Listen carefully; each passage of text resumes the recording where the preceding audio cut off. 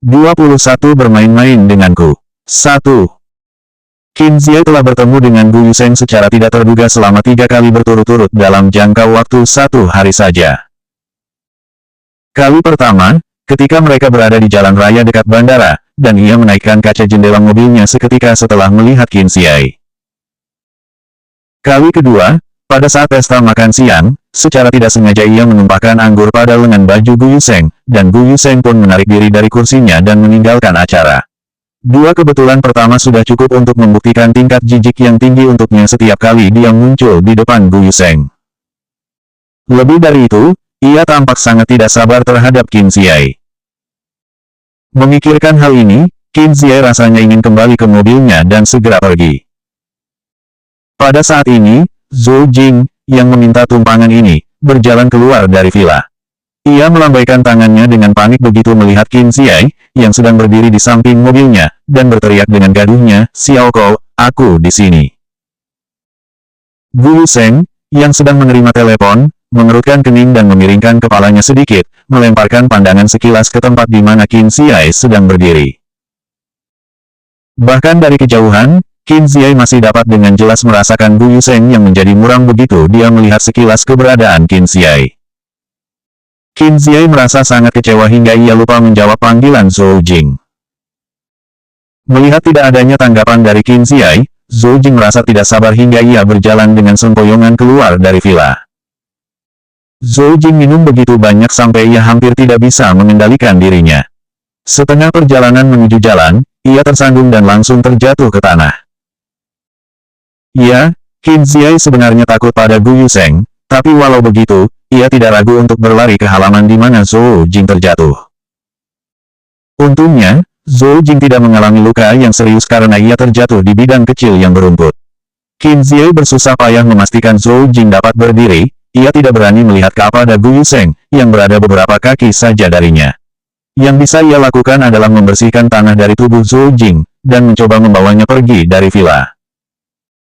Meskipun Zhou Jing sedang mabuk, ia masih sedikit tersadar. "Tunggu, tasku, tas," ia menunjuk pada villa di belakangnya. Setelah mendengar ini, Qin Ziyi berputar kembali dan berjalan balik menuju villa, sambil memegangi Zhou Jing. Pintu utama masih terbuka diikuti dengan aula panjang yang dihiasi seperti ruang dansa. Ada berbagai jenis orang di dalamnya, dan semuanya sedang menari. "Di manakah engkau meninggalkan tasmu?" Zhou Jing menunjuk ke tangga ketika Qin Ziyi menanyakannya. Qin Ziyi menggunakan seluruh tenaganya untuk membawa Zhou Jing naik ke atas. Persis ketika mereka mencapai puncak tangga, Zhou Jing mendorong Qin Ziyi ke tepi, dan bergegas menuju kamar mandi. Qin Ziyi dengan segera mengikuti di belakangnya. Ketika ia sampai, Zhou Jing sedang memeluk dudukan toilet, memuntahkan isi perutnya. Qin Ziyi menepuk-nepuk punggungnya untuk membuatnya merasa lebih nyaman. Setelah perutnya tenang, Qin Ziyi pergi kembali ke aula dan membawakannya sebotol air mineral dingin. Qin Ziyi pergi ke kamar mandi, tapi pada saat itu, Zhou Jing sudah tidak berada di sana lagi. Qin Ziyi mengerutkan dahi dan hanya bisa kembali ke aula lagi. Aula itu penuh sesak, sehingga ia membutuhkan waktu untuk menemukan Zhou Jing. Setiap kali Zhou Jing mabuk, ia suka bertingkah gila. Qin Ziyi mencoba menghentikannya dengan menarik lengannya, tapi sebaliknya, Zhou Jing menarik lengan Qin Ziyi dan mulai berayun ke depan dan ke belakang. "Xiaokou, menarilah denganku, menarilah denganku." Zhou Jing memegang lengannya dan mulai berayun. 22 bermain-main denganku. 2. Qin Ziyi berusaha melepaskan pergelangan tangannya dari cengkeraman Zhou Jing, kemudian dengan kesakitan ia menyeretnya keluar dari keramaian orang yang menari. Zhou Jing merasa belum minum cukup banyak dan menolak untuk pergi. Bagaimanapun, karena ia mabuk, ia kehilangan tenaga dan hanya bisa jatuh tersungkur di belakang Qin Ziyi. Ketika mereka baru saja akan keluar dari keramaian, Zhou Jing tersenggol oleh seseorang dan menabrak punggung Qin Ziyi. Saat itu Qin Ziyi sedang mengumpulkan tenaganya untuk berjalan maju, maka ketika Zhou Jing menabraknya, seluruh tubuhnya secara tidak sengaja jatuh ke depan ke dalam sebuah pelukan yang kekar. Qin Ziyi mengangkat kepalanya tanpa sadar, dan ketika ia hendak meminta maaf, wajah dingin dan tampan Gu Yuseng muncul tepat di depan matanya. Ia tiba-tiba tersedak dan tidak dapat melanjutkan permohonan maafnya. Bagi Qin Ziyi, Tatapan Gu Yuseng itu setajam pedang, yang ingin ia gunakan untuk menusuk Qin Ziai. Untuk beberapa saat, ia berpikir bahwa Gu Yuseng akan segera mencari keributan dengannya selagi semua orang berada di dalam ruangan. Qin Ziai merasa sangat takut sampai tiba-tiba ia berhenti bernapas dan tidak bisa bergerak sedikitpun. Zhou Jing, yang sedang mabuk, tidak menyadari jika suasana menjadi tegang saat itu.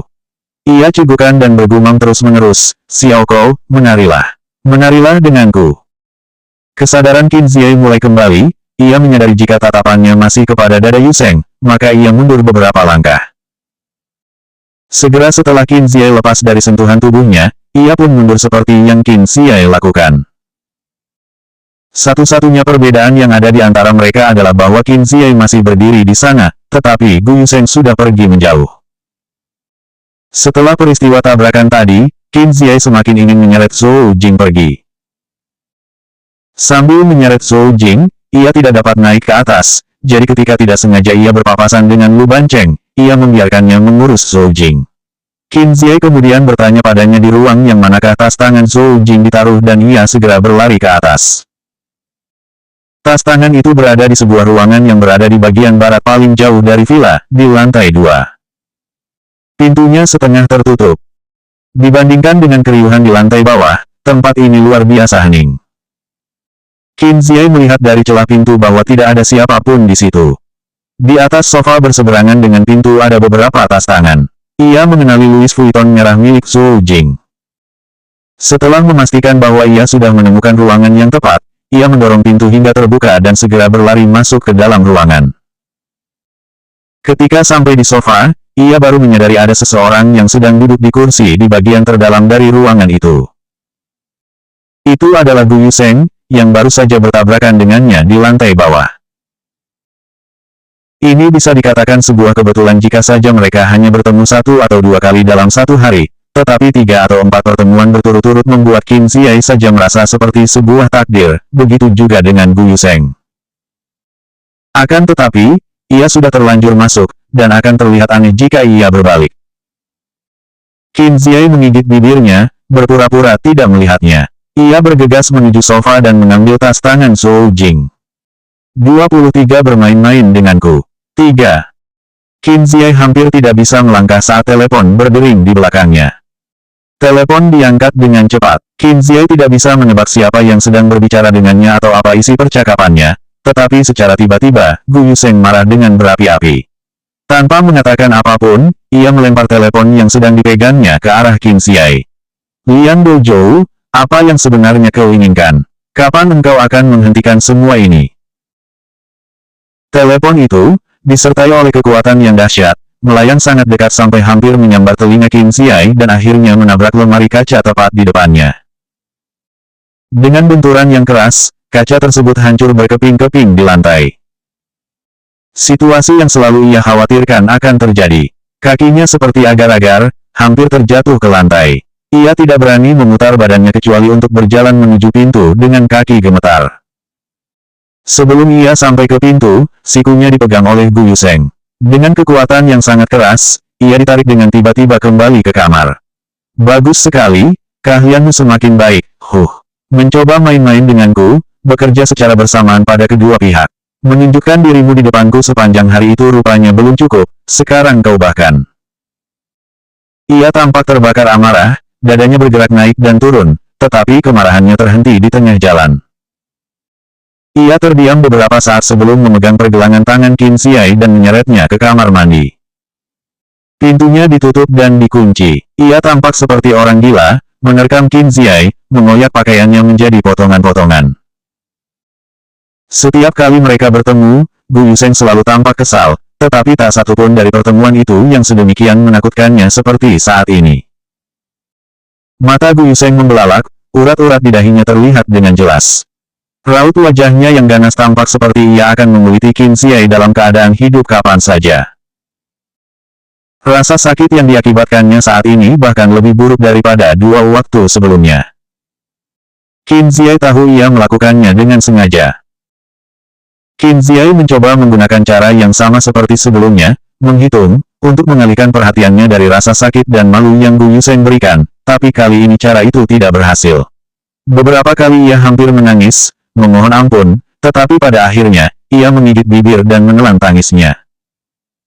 Qin Ziyi terlalu keras kepala untuk menunjukkan perasaannya. Meskipun penyiksaan yang tiada akhir itu sudah terlalu berat untuk ditahan, ia tetap tidak mengeluarkan suara sedikit pun. Setelah terasa seperti seabad telah berlalu, Gu Yuseng akhirnya membiarkan ia pergi. Dengan wajah seputih seprai, ia pergi secepat mungkin, menyusupkan tubuhnya ke salah satu sudut di kamar mandi, nyawanya bagaikan terkuras habis. Tidak seperti waktu-waktu sebelumnya, Gu Yuseng kali ini tidak meninggalkan tempat itu setelah ia menyelesaikan urusannya, tidak juga ia menghindari Qin Ziyi seperti yang biasanya ia lakukan ketika melihatnya. Pakaiannya terkoyak menjadi compang camping, sementara pakaian Gu Yuseng hanya kusut dan tidak rapi. Gu Yuseng mengalihkan pandangannya, tidak melihat pada sesuatu hal secara khusus. Ia berdiri tidak jauh dari Qin Ziyi. Mungkin karena pencahayaan di kamar mandi, tetapi wajahnya tampak pucat. Waktu pun berlalu, ia mendongak dan menetapkan pandangannya pada Qin Ziyi yang menyembunyikan dirinya di satu sudut. Dengan tatapannya yang sedingin es, ia berbicara tanpa simpatik, seperti yang selalu ia lakukan. Jika engkau tidak takut bahwa aku akan menyiksamu sampai mati seperti yang baru saja kulakukan, tentu saja, kau bisa mengajak kakek untuk tinggal di rumah kita. 24 bermain-main denganku. 4. Gu Yuseng tampaknya tidak ingin berkata apa-apa lagi, tetapi tiba-tiba ia berhenti. Ia tampak linglung sesaat, seperti sedang terhipnotis, kemudian ia menyeringai ketika kesadarannya kembali.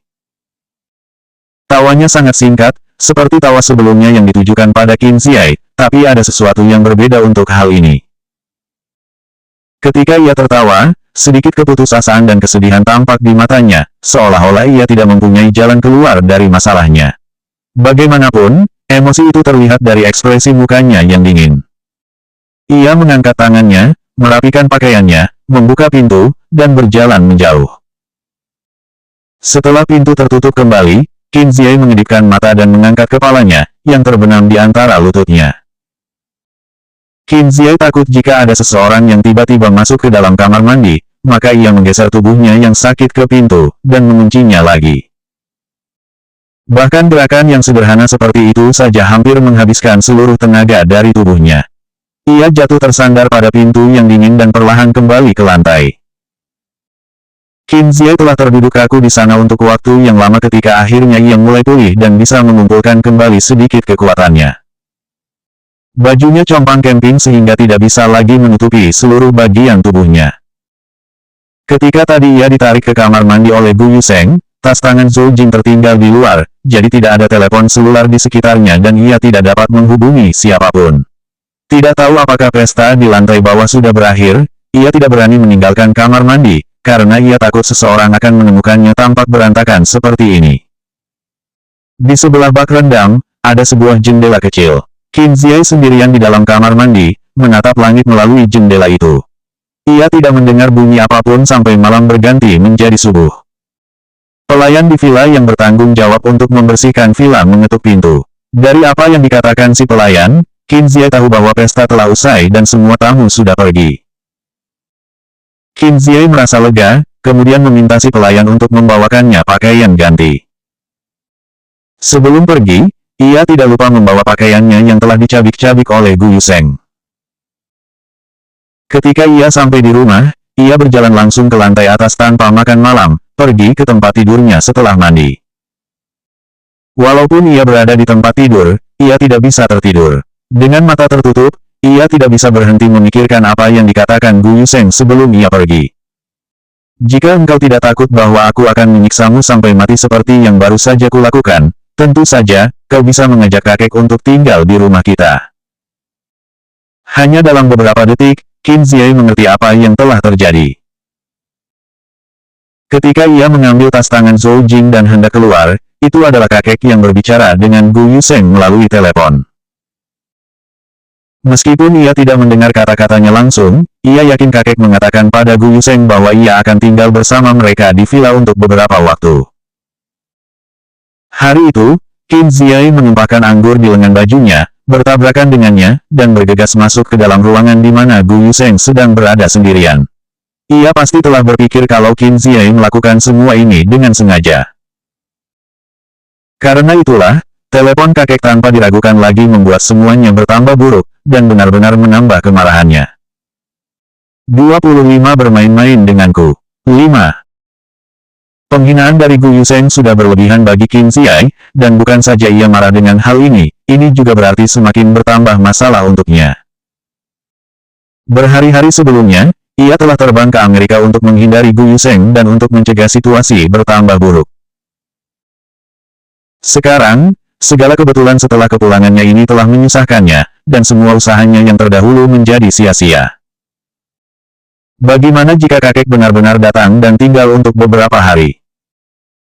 Qin Ziyi tidak tahan dan hanya bisa memijat bagian tengah dahinya. Ia tidak sanggup berpikir lebih jauh. Apapun yang terjadi, ia perlu memikirkan suatu cara untuk tidak ikut campur dalam hal ini seperti sebelumnya. Qin Ziyi merenung sejenak, membuka selimutnya dan keluar dari tempat tidur.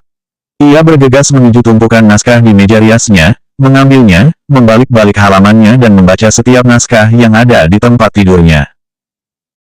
Qin Ziyi mempelajarinya sepanjang malam. Akhirnya ia menemukan naskah yang sempurna. Timnya terdiri atas direktur dengan kedudukan tertinggi, penulis naskah, tokoh utama, dan perusahaan investasi. Bagian terpentingnya, pengambilan film itu direncanakan untuk dimulai lusa. Tetapi, rencana itu terhenti karena pemeran utama wanita, yang membintangi film itu terlibat dalam berita skandal minuman beralkohol beberapa hari sebelumnya. Karena itu, syuting mungkin terpaksa ditunda ke tanggal lainnya sampai pemeran utama wanita yang baru didapat. Mungkin, adalah suatu kemungkinan, tetapi ini jelas belum pasti, jadi masih ada kesempatan untuknya. Terlebih lagi, film itu menarik perhatian karena pemeran utama wanitanya, yang kecanduan obat-obatan. Jika Qin Ziyi minta untuk mengambil skrip ini, Zhou Jing, terkenal pintar dengan angka, pasti tidak akan keberatan. Selama Qin Ziyi dapat ikut dalam syuting ini, tanggal awal untuk syuting film ini dapat diteruskan sesuai rencana, dan ia dapat meninggalkan Beijing untuk sementara waktu dengan alasan pekerjaan. Sambil memikirkan hal ini, matanya terbungkus kesedihan. Ia sering bermimpi untuk menjadi dekat dengan Gu Yusheng ketika ia masih jatuh cinta kepadanya, tetapi sekarang ia punya segala kesempatan untuk dekat dengannya, dan yang bisa ia pikirkan hanyalah bagaimana bisa menjauh darinya. Mungkin mereka memang tidak ditakdirkan untuk bersama. Ia hanyut ke dalam pikirannya sejenak, sebelum ia mengirimkan beberapa pesan untuk Zhou Jing di teleponnya. Qin Ziyi tidak tidur sepanjang malam. Ia terbangun karena suara dengungan telepon genggamnya pada pukul 7 tepat. Itu adalah sebuah pesan dari Zhou Jing. Persis seperti yang dipikirkannya, Zhou Jing setuju dengan permintaannya. Ia selalu tepat dan cermat dalam pekerjaannya. Pada pukul 10, Zhou Jing menandatangani kontrak dengan produser film. 2 jam kemudian, Qin Ziyi menuju ke mansion keluarga Gu, dan berangkat ke bandara pukul 2 siang. Setelah perjalanannya ke Amerika, Qin Ziyi tinggal di Beijing selama 1 hari 1 malam, dan sekarang ia pergi meninggalkan Beijing lagi untuk menghindari Gu Yusheng. Pertunjukan yang sudah ditandatangani Qin Ziyi membuatnya harus berada di Hengdian World Studio selama 2,5 bulan untuk menyelesaikan pengambilan film. Setelah kru mengakhiri pesta penutupan mereka, Qin Ziyi, Zhou Jing dan semua staf mengambil penerbangan siang untuk kembali ke Beijing pada pukul 3. Qin Ziyi tidak pulang ke rumah setelah ia mendarat. Ia pergi makan malam di luar sebelum meminta sopir mengantarkannya kembali ke rumah Gu Yusheng dengan minivan. Selanjutnya bab 26 bermain-main denganku. 6.